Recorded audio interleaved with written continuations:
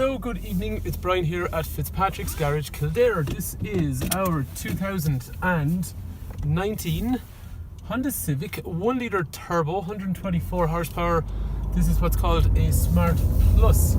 So I'm going to have a bit of a drive in the car just to see what it's like. I'll go around the different features on the car, and then if there's any information you want, 086 843 1945. Brian is my name. Give me a shout, call, text or WhatsApp.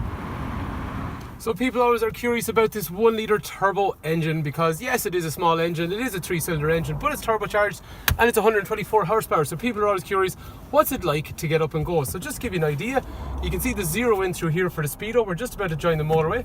So let's start off, nothing coming. First gear, second gear, third gear. We're at 100 kilometers an hour now, and we're going for 120. Into fourth, 120. But then again, I suppose, let's face it, not many people are going for the old 0 to 60 like what we just did there. So, say in a more realistic kind of environment, you're doing third gear, you're doing 50 kilometers an hour, and you want to get up to, say, 80 kilometers an hour. So you floor the car now, 60, 70, 80. That's what I mean, it's a really pokey engine, and it sounds nice. There's a nice thumpy sound off that 3-cylinder engine, and it makes nice turbo sounds as well. And let's say we're even more unfair on the car. We're doing 50 kilometers an hour. We're now in fourth gear. Floor the car, 60, 70, 80. Loads of mid-range. What I like on these cars is these Civics, even the hatchback and the saloon, they're really well planted because they're really wide. But I love to get up and go on it. Gearbox is sweet. It's such a nice gearbox. 6 forward gears. Any review that you read on these cars, the gearbox people always talk about because it's lovely. The steering is very nice as well though, and the reason is, as we were saying, the car is wide. It sits on the road really well, so it gives you that kind of how would you say, confidence, because the car feels really well planted. Goes around roundabouts like this.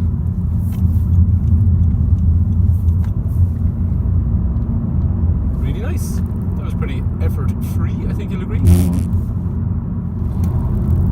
And this car cruises so nicely. It's a big, comfortable car, but if you buy a car like this, my gut feeling is that you are going to be looking for every back road you can find, because you want to interact with this gearbox and this steering setup.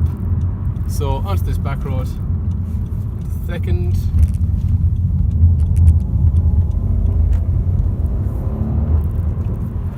So in my opinion, I think it's a great car to drive, but then again, you don't have to take my word for it. Come try it yourself. And as I was saying, if you want any information, call, text, WhatsApp, whatever suits, 086 843 1945. Brian is my name, Fitzpatrick's Garage, Kildare Town. I can talk to you about your trade-in before you travel. I can talk to you about finance before you travel. If there's any information you want in terms of the specification of the car, please do not hesitate to give me a shout. Anyway, continuing on, we were saying a little while ago, we've had a bit of a drive in the car. It's a really good car to drive. Now we're going to talk about the features and what's actually available on this car when you buy it. So starting off, we have a key with central locking, obviously, as you'd imagine. Second thing it does though, however, is it controls the automatic lights. So the lights are automated. They'll turn off themselves after about 20 or 30 seconds, which is dead handy. You walk into the house, that means the lights are staying on, so they light up the driveway as you walk into the house. However, they will eventually extinguish, and what we do then is we unlock the car and the lights come back on, which is dead handy. Secondly, this key will also bring down your windows. And thirdly, if we lock it, it will retract your windows as well as your wing mirrors. So when you're looking outside the house at night time and it's too cold to walk outside and make sure the car is locked, all you have to do is use this here by letting the windows even up or down, and you know then that everything is completely closed. In this case, I've forgotten to do the driver's one, so once more, and now it's completely locked. Happy days for lazy people. The key also serves one more function because we're on the sedan, which is to pop your boot open. So I press the button, that means I can access the boot. The boot is, Fitzpatrick stickers, I've been looking for those, actually I've left them in the boot. Anyway, the boot of the car is bigger than its hatchback sibling. It's also got the ability to fold down the seats, which in saloon cars, believe it or not, is actually a fairly rare thing. The boot is quite big. For some Honda people, it will be comparable to that of the previous Accord. Then just to close it, and it's nice and light actually. When you move the boot, it feels really light. This here is your reverse camera. We'll see that in a sec. Just wipe that to keep it clean. After that, then chrome door handles. Actually, one thing I was going to say to you, unique to the sedan, is those wheels are actually silver, because on the hatchback version they're black. You've also got chrome around the windows all the way around here, and then those door handles are also specifically chrome only on the sedan version. Anyway, like what we were saying, if we get into the car, those seats have the ability to fold, so we've already pressed the button inside, so we just pull them forward. Again, like the boot lid, they're really light and easy to use, and you end up then with an area that allows you to transport large, long objects. In terms of the rear, we have child lock over here. There is also electrics for windows in through there. The speakers are actually housed up on the back parcel shelf. So if we look in there, they're not on the doors, they're actually up on the parcel shelf. I like that. Reminds me of the good old days years ago when you planted a lot of speakers up in the back tray of the car. 3 head restraints, 3 3-point safety belts. After that, then kangaroo pocket over through here. Condition of the car, obviously, as you'd expect, is perfect, so no need to worry about that, but it is a nearly new car. Isofix is down in here for child seat, so we can anchor our child seats on that side or anchor your child seat on the other side. And then you've got a separator there, which is an armrest with a drinks holder. Before we get into the front of the car, one thing I want to point out is this car is yet to be completely cleaned, because it is part of our fleet, so it's in daily use. So if there's any little bits of dirt on it that you've seen during the review, they will be completely cleaned, as you'd imagine. And the other thing is, if you want to see pictures of the car, fitzpatricksgarages.ie, and that is a little transfer sticker that comes off very easily. Anyway, let's get into the front of this vehicle. One other thing I was going to say is, actually the car is for the year €200 for road tax and realistic fuel efficiency. So I have done nothing here. Let's see exactly what it's reading right now. The car's got about, maybe at the moment on this video, it's done 1,249 kilometers. I think by the time someone's buying it, it's going to have 2,000 or 3,000.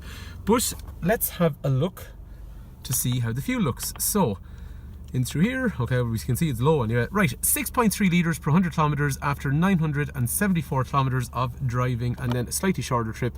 So whoever's done a 186 kilometer drive, which is probably me actually, 6.1 litres per 100 kilometers. So what I'm saying to you is, that's what they do. They do about 6 to 6.5 litres per 100 kilometers. That's realistic. So in terms of your fuel efficiency, if you're old school like me, it's somewhere in the region of 40 to 45 miles per gallon. In the region of 5.5 to 6.5 litres per 100 kilometers is very realistic. That's where you will be. So if you're sitting in the car, this is exactly the view that you will have. I am now sitting upright, and this is exactly what I can see. So looking down on the clocks, a little bit over to the right here, these are things like my electrics for my windows and mirrors, and down in through here is my boot popping button, which complements the one we already saw on the key. If I move my head slightly over here to the right, I can see my parking sensors front and rear.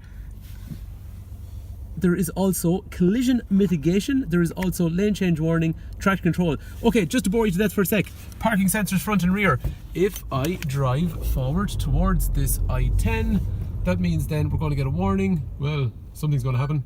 Okay, so in through here it's telling us we got a problem. In through here it's telling us we got a problem. Similarly, if I go for reverse in my lovely gearbox, so if I go all the way back for this Santa Fe, I really hope it's going to make noise. So yes, it's telling me I got a problem here, and it's also telling me I got a problem here. So that will explain those buttons. Secondly, this is collision mitigation. So the car has lots of safety features. First one being anti-lock brakes on the outside, slamming the brakes. It means you cannot lock up. Second thing, emergency brake distribution. Basically, if you go onto grass verge, it transfers braking pressure to the wheels that have the most amount of braking capability available. But collision mitigation means if you are basically in under 32 kilometers an hour traffic and you are snoozing and you're not really thinking about what's happening, and something stops in front of you and you don't react under 32 kilometers an hour, the car is going to try and stop you from hitting that object. Traction control stops the front wheels from spinning and also keeps the rear of the car in check. And another safety feature over through here is basically if you drift over the white lines, the steering is going to slightly vibrate and warn you you've drifted over the white line without using your indicator. So that means you've done possibly something unintentional. After that then, as we move on, keeping on the theme of safety, in through here we have a number of functions that you'll see up on the screen. So basically when I'm driving the car, I look down, I can use my thumb over here to select, first of all, adaptive cruise control and lane keep assist. I can press this button here, I can press these buttons here. But more detailed, what do we actually mean?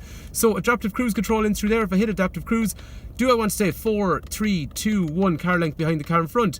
If I want lane keep, it's going to line up these two white lines and they will go solid, and eventually that means the car is actively trying to keep you between the white lines. So one of them is a warning, the second one is actively trying to do something for you. So that is a quick overview on safety. After that, driver's airbag, passenger airbag, curtain up high, side of the seats. Anyway, continuing on with what we can actually see in front of us, this is this part of the steering. We have our wipers over here which are automated.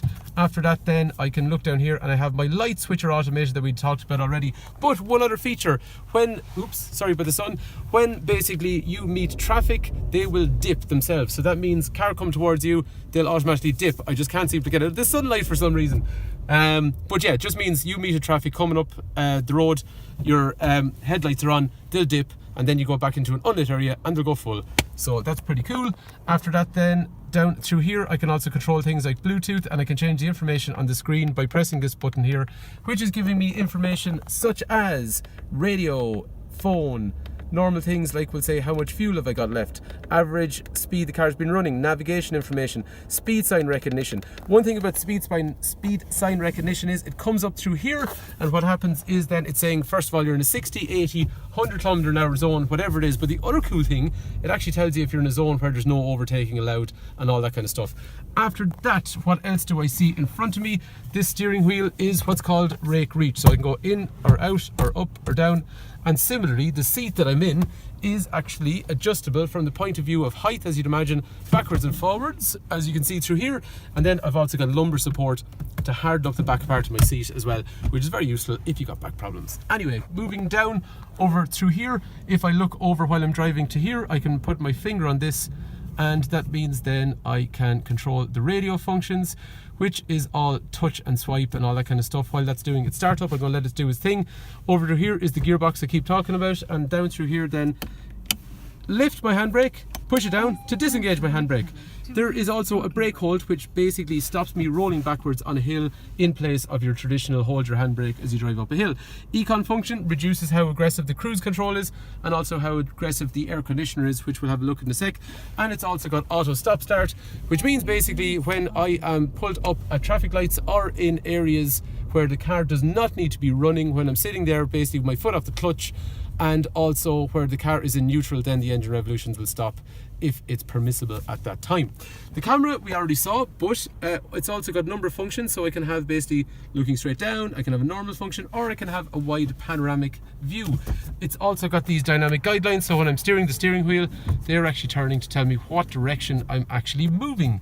After that then, in terms of the radio, while I'm driving, I can go in here and I can say where do I want to go and all that kind of stuff in through there.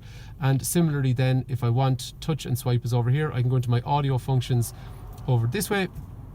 So that's going to be things like FM, digital radio. It's also going to be things like, we'll say, Spotify. It's going to be things like Bluetooth. It's going to be lots and lots of different ways you can use music. And down here in this little tunnel, there is HDMI if you want to play video, USB over here, or similarly. So that's just down slightly in that area there. A little bit awkward where it is, to be dead honest. And there's another USB in the armrest in here through the center. After that then, I can go back in here, and I've also got things like, we'll say, options for general settings, smartphone connection, which is going to be things like Android Auto and Apple CarPlay, which brings all your apps onto the screen, which is dead handy, except for I'm using my phone, so I can't show it to you because of that at the moment. Climate in through here. Climate is basically my side, your side. Swipe up and down for fan speed, where I want the air to blow, air conditioner on and off, and then I got the hard buttons here for front windscreen, rear windscreen, as well as demisting the wing mirrors. So after all that, if you've managed to stick with me for that long, I really appreciate your time. The other thing I was going to say on the car is actually it has an alarm, and it also has an immobilizer as well, so they are for anti-theft security. So that is our 2019 Civic Sedan 1 litre VTEC turbo. If there's any information you want on this particular car, Brian is my name, 086 843 1945. Please do not hesitate to give me a shout if you want information on your trade-in, if you want information on finance, and obviously if you want information on this really, really nice car. Hopefully the car is of interest to you, and thanks for taking time to watch.